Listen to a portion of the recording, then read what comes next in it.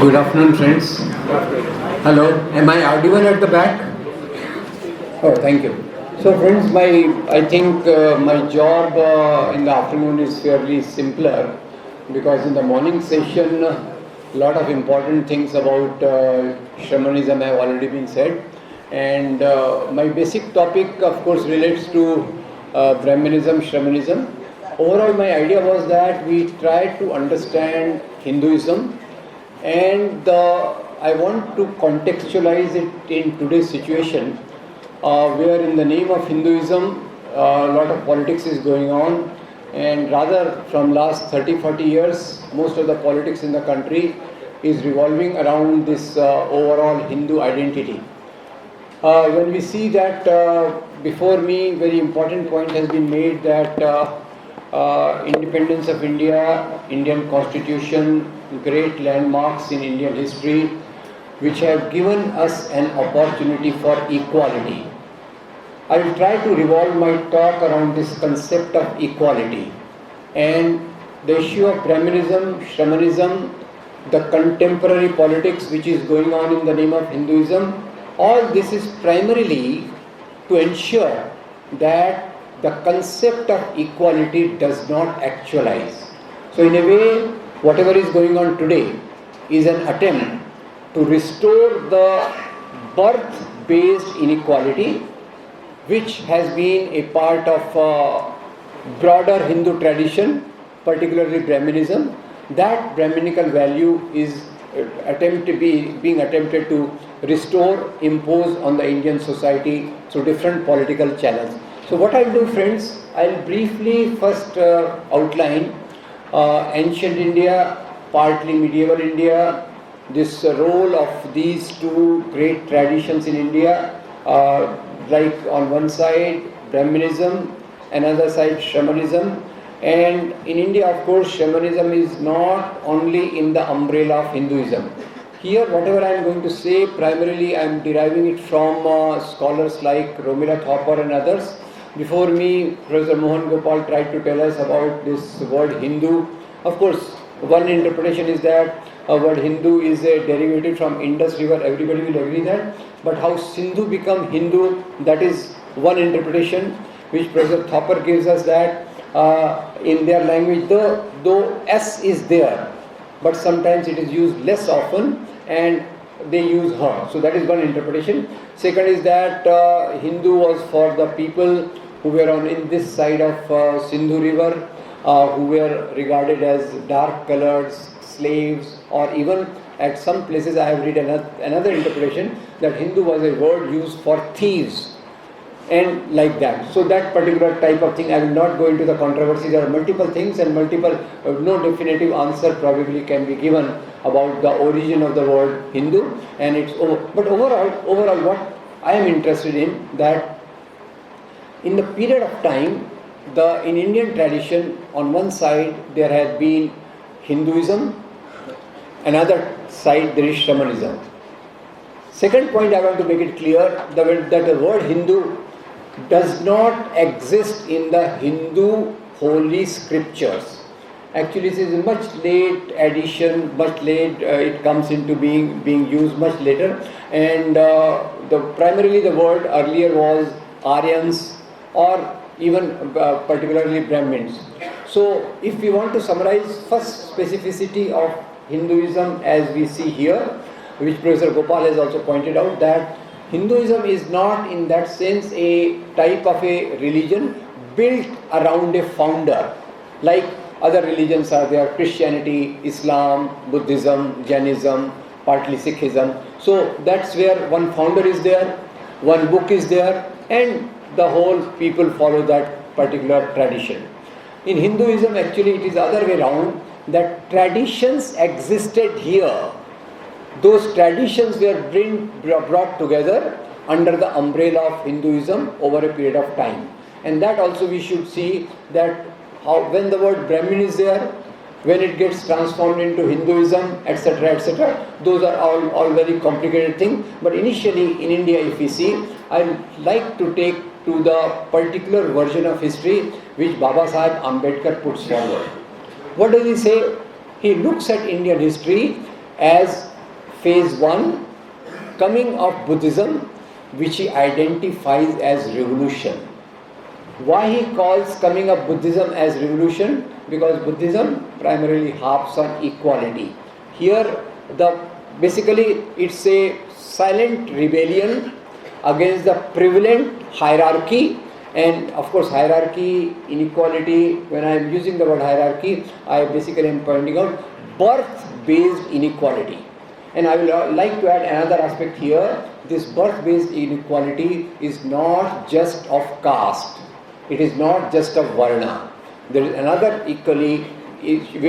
inequality which should also be equally important, and that is the inequality of gender.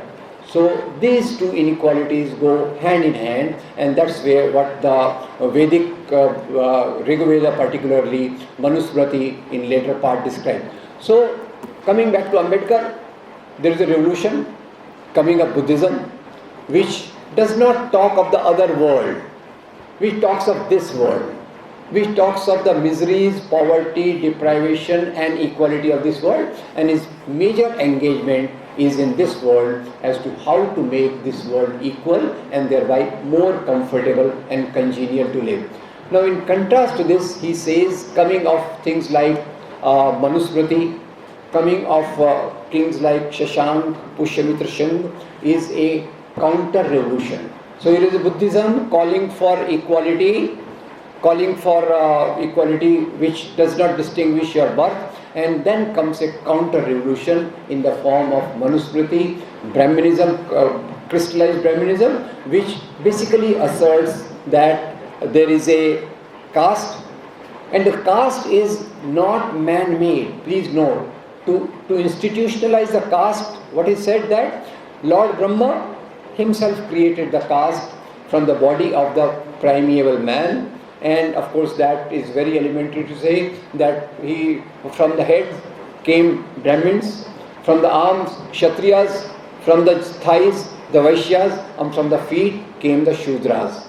And of course women anyway are regarded as Shudrati Shudra. So this is where Rigved Purush Sukta tells us the origin of this caste system. So it makes the origin of caste system as a divine phenomenon.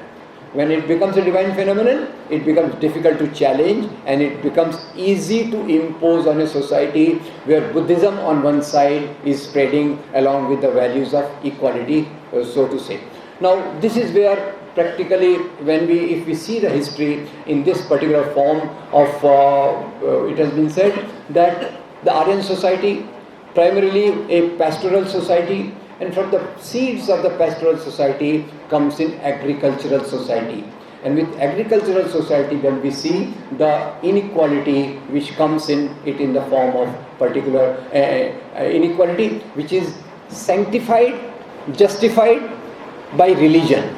And that religion comes in as Brahmanism to begin with. And this long journey of inequality between Shramans on one side, Brahmins on the other side, it goes on till quite long. I will not go into the medieval periods, the kingdoms and all that. Probably I'll try to cover it, try to bring it in when we will talk about the today's how Neo-Brahmanism, the Brahmanism in the more decent attire is attacking the country's equal values of Indian constitution in a very subtle way. We'll try to bring in that. But medieval period, same kingdoms.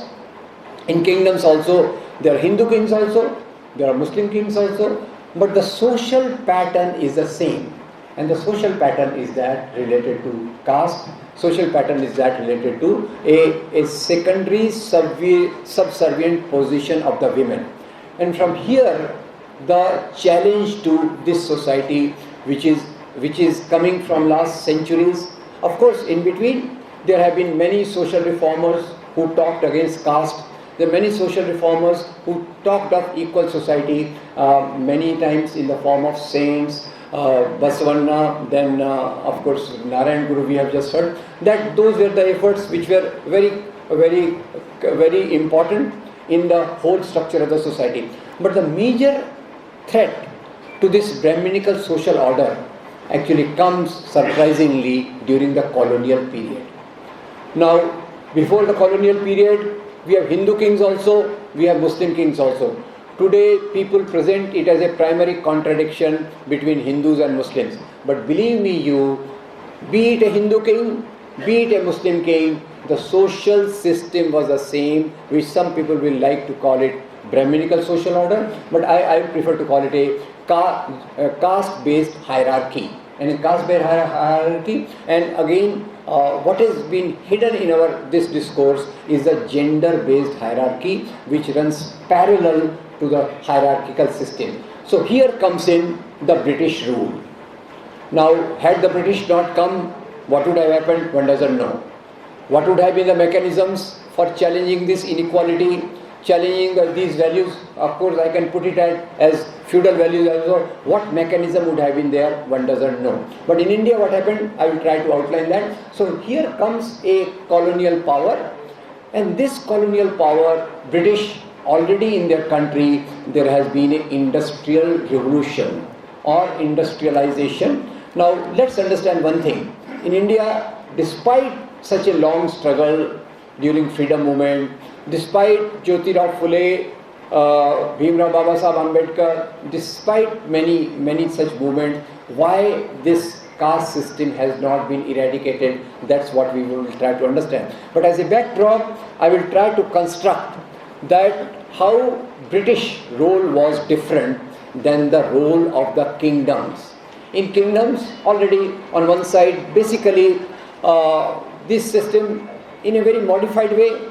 In Europe also, in the feudal society, this system was there. If you remember, there is a very famous saying about king and the church, the alliance between king and the church. That on one side, king was ruling the affairs of this world, church was taking care of your other world. But overall, the role of the clergy, if I put, role of the clergy during medieval time was to ensure that this system of inequality, this system of caste inequality continues. And that's where, of course, a bit I would like to take into the kingdoms. How in kingdoms, what type of ideologies were created by the church. Church was most organized.